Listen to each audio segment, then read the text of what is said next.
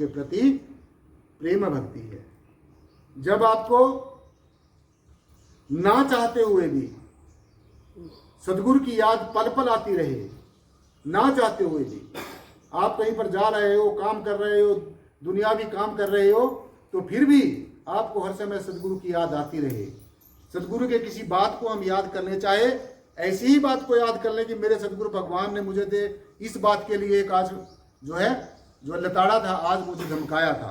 बेशक उसी बात को याद कर लें।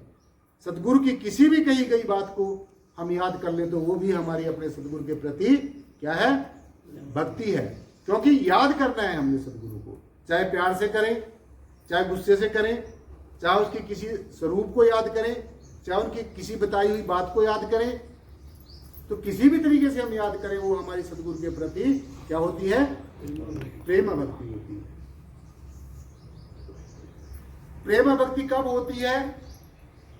जब हम अपने मनुष्य जीवन में सदगुरु को पहचानने का, जानने का, उनके साथ प्रेम प्रीति प्यार करने का जब हम एक लक्ष्य निर्धारित कर लेते हैं, तब हमारी प्रेम भक्ति पूरी होती है। जब हम अपने सदगुरुदेव के ऊपर तन से, मन से, वचन से, कर्म से समर्पित हो जाते हैं, शरणागत हो जाते हैं, और ये हर समय ऐसी गुजारिश करते हैं, ऐसी प्रार्थना करते हैं। प्रार्थना भी आर्त भाव से करनी है, दिखावा नहीं करना है। ऐसी प्रार्थना नहीं करनी है कि लोग आपको यह कहें कि बहुत बड़ा भक्त है। भक्ति ऐसी कीजिए जान सके ना कोई, तुम्हारा पता भी ना चले कि तुम किस समय क्या करते हो। ऐसी भक्ति ऐसी कीजिए जान सके ना कोई। और जब आपकी भक्ति परिपक्व होगी, सदगुरु के प्रति आपका प्रेम परिपक्व होगा, परिपूर्ण होगा, तो आपको फिर कैसा एहसास होगा? जब आपका अपने सदगुरु के प्रति प्रेम भक्ति पक्की होगी, आपको कैसा एहसास होगा? आपको कैसा एहसास होगा जब संसार की तरफ आपकी पीठ हो जाए और सदगुरु की तरफ आपका मुख हो जाए, तो ये समझ लेना कि आपकी अपने सदगुरु के प्रति भक्ति पक्की है। जब आपका संसारिक जो रिश्ते नाते हैं, सगे संबंधी हैं, उनका जो मोह पास है, जब वो ना सताए, उनकी जो आसक्ति है, जकड़ है, पकड़ है, उससे हम ऊपर उठ जाएं और सदगुरु को हमेशा हम याद रखें, तो ये समझ लेना आपकी प्रेम भक्ति पूरी पक्की है। तो इसलिए जो प्रेम भक्ति है वो भक्ति मार्ग की सबसे सर्वश्रेष्ठ भक्ति है। आगे सुनना क्या आज के संदेश में, आगे का क्या जो है वचन है वो सुनना। लेकिन जब तक संसार की जड़ वस्तुओं के प्रति आकर्षण, आसक्ति, रिश्ते नातों के प्रति मोह, ममता, संसारिक इच्छाएं और विषय भोगों की लिप्सा होगी, तब तक साधक के अंतःकरण में सदगुरु के प्रति सच्ची प्रेम भक्ति का उदय और अंकुर नहीं फूट सकता है। अब ये ध्यान से सुन लेना है। जब तक आपका जीवन ऐसा रहेगा जैसा आपको बताया गया आज के ज्ञान उपदेश में, तो तब तक आपके अंदर सदगुरु के प्रति प्रेम भक्ति का ना ही उदय होगा और ना ही प्रेम भक्ति का अंकुर फूटेगा। जैसे बीजारोपण करते हैं, उस बीज में से फिर क्या होता है? प्राकृतिक रूप से फिर एक अंकुर फूटता है। अंकुर फूटकर एक वृक्ष का तना बन जाता है, पत्ते बन जाते हैं, फूल आ जाता है और अंततः उसके ऊपर फिर फल आ जाता है। और उस फल के अंदर वही बीज होता है जो बीज हमसे क्या बात सिद्ध हुई? इससे यह बात सिद्ध हुई साध संगत जी कि जो बीज हमने नीचे बोया था, जो बीज हमने नीचे बीजारोपण किया था, वही जो बीज है वो लास्ट में भी आकर हमें वही बीज प्राप्त होता है। तो इसलिए जो बीज हमने नीचे बोया था वही बीज हमें लास्ट में प्राप्त हो गए। इससे ये बात सिद्ध हुई कि जो नहीं है अध्यात्म जो है साध संगत जी, कुछ भी करने धरने का विषय नहीं है। ये अच्छी तरीके से समझ लो, कोई करने धरने का विषय नहीं है। अध्यात्म कोई मानने का विषय नहीं है। अध्यात्म एक विज्ञान है, अध्यात्म एक आइडियोलॉजी है। अध्यात्म एक विद्या है, परा विद्या है, परा विद्या। जैसे संसार में अनेकों तरह का इल्म है, अनेकों तरह की विद्याएं हैं, लेकिन जो अध्यात्म है वो कौन सी विद्या है? वो परा विद्या है। परा विद्या का मतलब जो सब विद्याओं से परे है, जिसके अंदर से यंत्रों की विद्या जिसमें से पैदा होती है, वो क्या है? क्या है वो? आपकी प्रेम भक्ति है। आपने जो अपने सदगुरु के प्रति जो प्रेम जताया है वो भक्ति है। इसलिए प्रेम भक्ति को सबसे सर्वश्रेष्ठ भक्ति माना गया है। आगे ध्यान से सुनना है। आज के ज्ञान उपदेश में क्या गया? प्रेम भक्ति कर्म, ज्ञान और योग से भी सर्वश्रेष्ठ होती है। ध्यान से सुनो। जो प्रेम भक्ति है, जितने भी आप दुनिया के कर्म करते हैं, धार्मिक कृत्या करते हैं, पूजा पाठ, जप तप, संयम साधना, जो भी कुछ आप परमेश्वर की शान में करते हैं, कोई गायन वादन करते हैं, रुसत करते हैं, तारीफ करते हैं, परमात्मा की महिमा करते हैं, गुणगान करते हैं, उसमें क्या है? जितने भी कर्म हैं, धार्मिक कृत्य हैं और ज्ञान।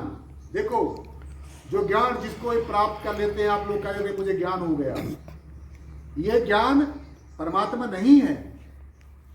ये जो ज्ञान आपको दिया जाता है, ये परमात्मा नहीं है।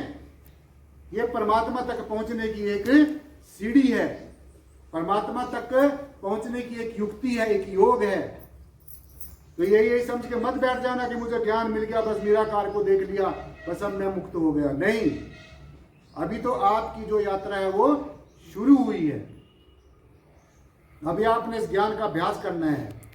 ये अभ्यास करना है कि ये जो परमेश्वर अंदर बाहर, दाएं बाएं, आगे पीछे, ऊपर नीचे, सृष्टि के अखिल ब्रह्मांड के सारे प्रपंच में कण कण के अंदर रसा और बसा हुआ ये परम चैतन्य हस्ती है, ये है पना, ये एग्जिस्टेंस है, योग है। देखो ध्यान से,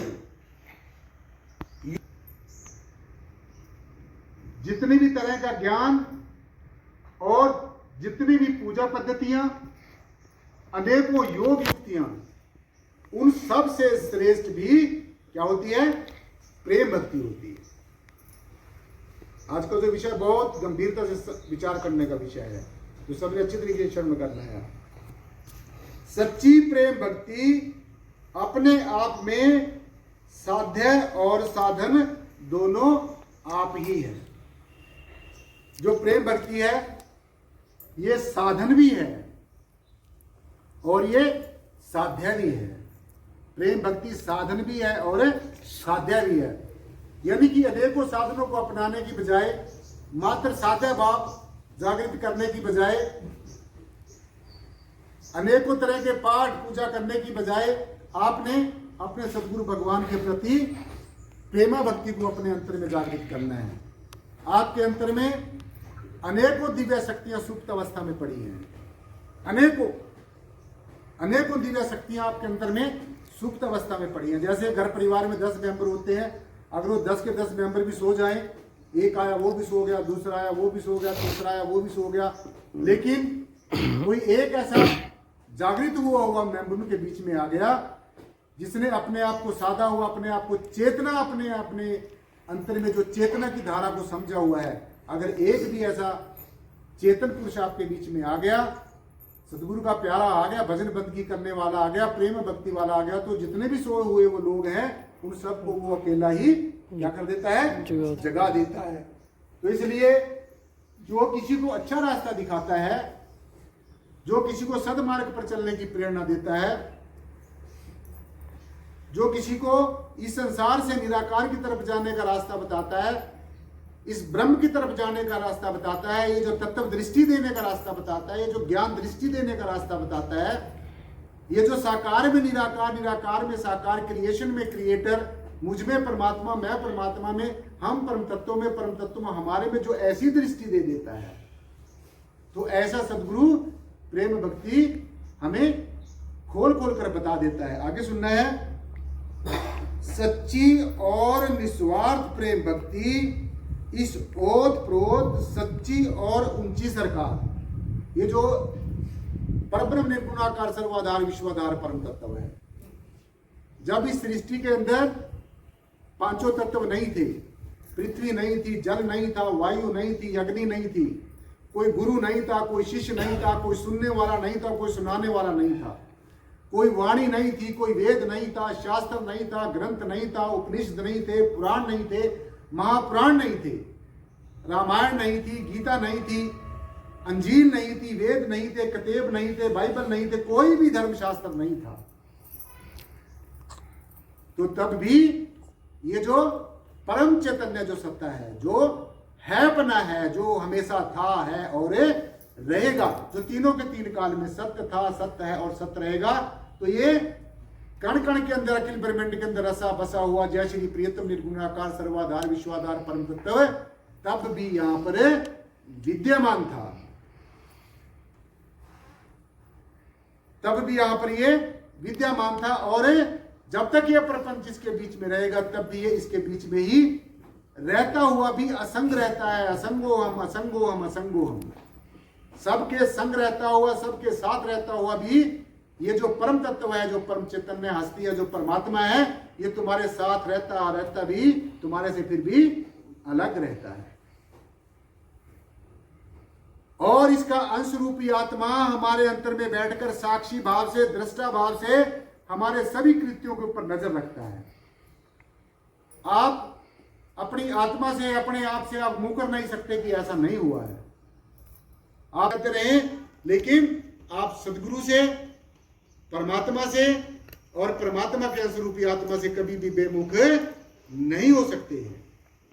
इसलिए एक पक्षी फलों को खाता है और दूसरा पक्षी उसको देखता रहता है।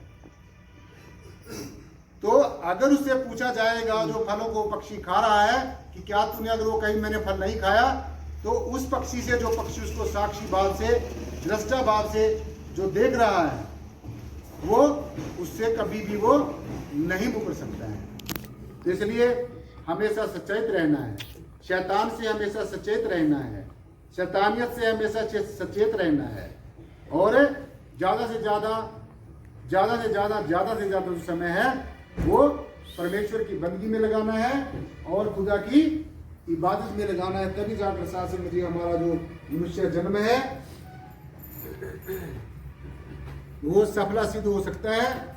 तभी हमारे ऊपर परमेश्वर की रहमो कर्म हो सकता है, और तभी हमारे ऊपर परमात्मा का अनुग्रह हो सकता है, तभी हमारे ऊपर सदगुरु की मेहरबानी हो सकती है। ये ध्यान से सुन लेना है। तो आगे का जो वचन है वो ध्यान से सुनना है।